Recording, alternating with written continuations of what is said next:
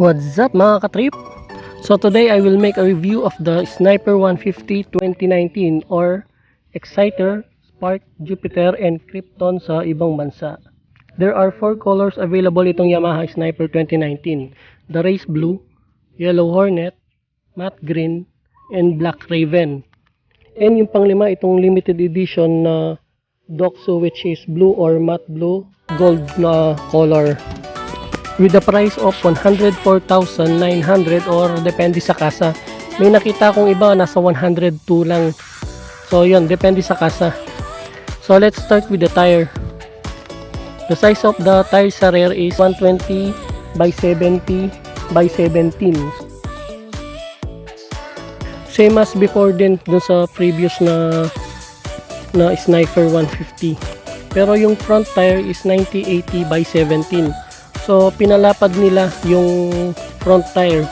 Di tulad nung dati is 70-90 by 17 lang. So pinalapad po nila yung front tire, which is a good thing. So both are still tubeless. So suspension naman is telescopic fork, and sa rear is monoshock. So sa braking system is hydraulic, 245mm diameter single disc sa front, and 203mm diameter single disc sa rear. So yun guys, sorry to say but there's still no in Yamaha kasi yun nga, mabenta yung Sniper. So hopefully sa susunod na release baka meron ng ABS.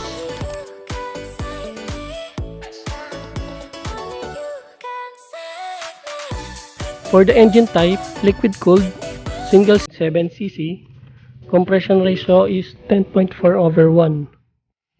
Bore is 57mm, stroke is 58.7mm. When it comes to power naman po, yung maximum output niya is 11.3 kilowatts or 8,500 rev per minute.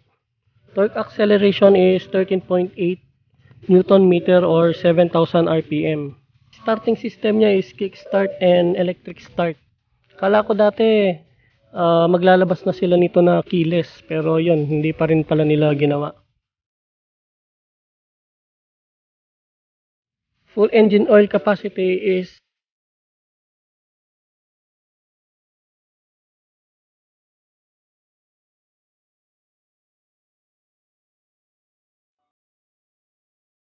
4. So open muna natin yung seats niya. So yan, 4.2 liters yung maximum capacity nitong tank niya.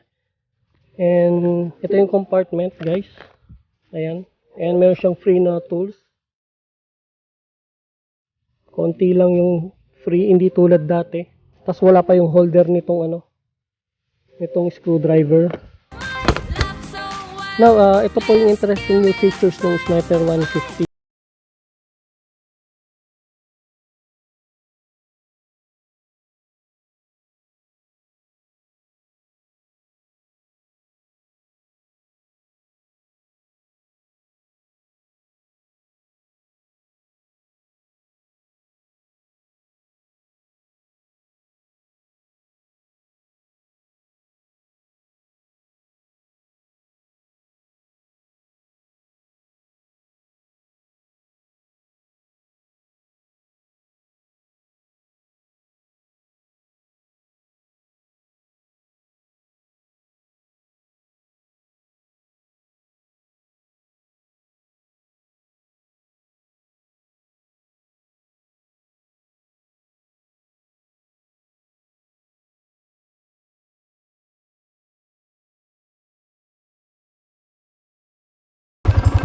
So yan, primera, then segunda.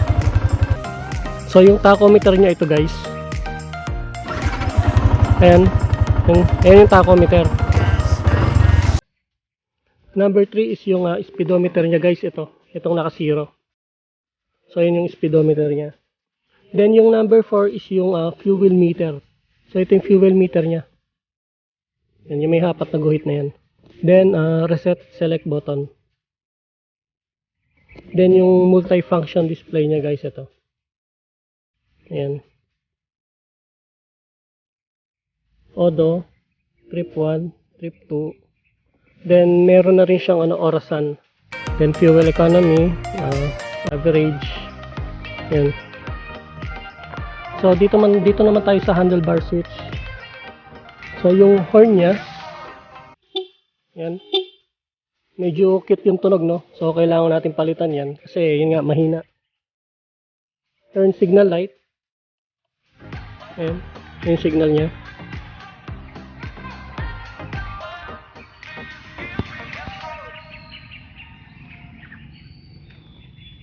Okay, left and right.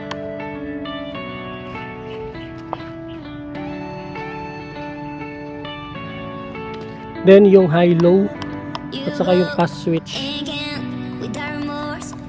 High, low, pass. Dito naman tayo sa right. Ito yung nadagdag na, ito pa yung isang nadagdag na features niya is yung kill switch. Engine kill switch, engine or engine stop switch. So testingin natin, start. Yan. Then off. Okay. Then ayaw.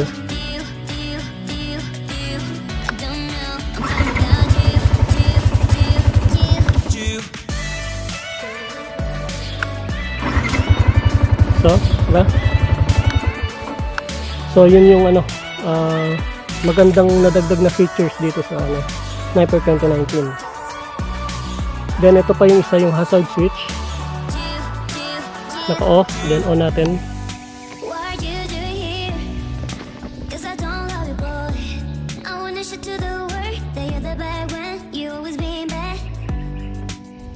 Yan, nandito sa likod.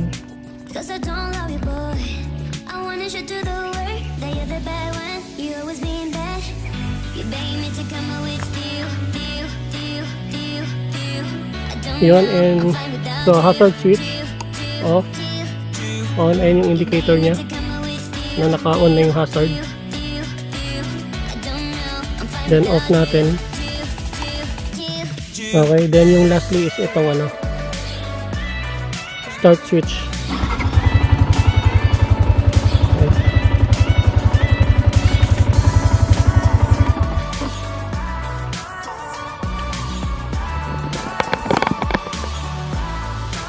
And meron din silang dinagdag na clear parts dito guys, dito sa gilid. Nakita. Ayan, may dinagdag sila na clear parts dito para ma-check natin yung brake fluid nitong motor natin. And lastly guys, ito yung nadagdag na features dito sa 2019 is yung triple LED. Mas aggressive tingnan, mas maangas, mas gwapo, saka mas maliwanag guys. Ito guys, tingnan nyo kung gaano siya kaliwanag.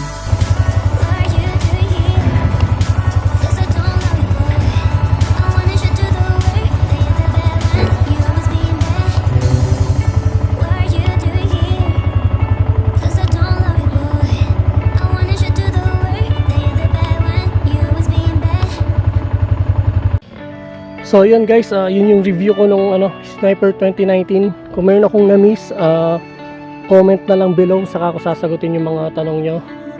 And may mga nag-comment dati dun sa last vlog ko kung nandun pa rin yung yung ingay sa makina.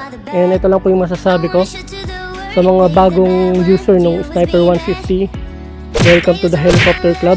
Yes, nandun pa rin po yung lagitik, lagutok o kung ano man yung tawag nyo dyan. So yun, thank you, subscribe, like and share the video, and see you next vlog.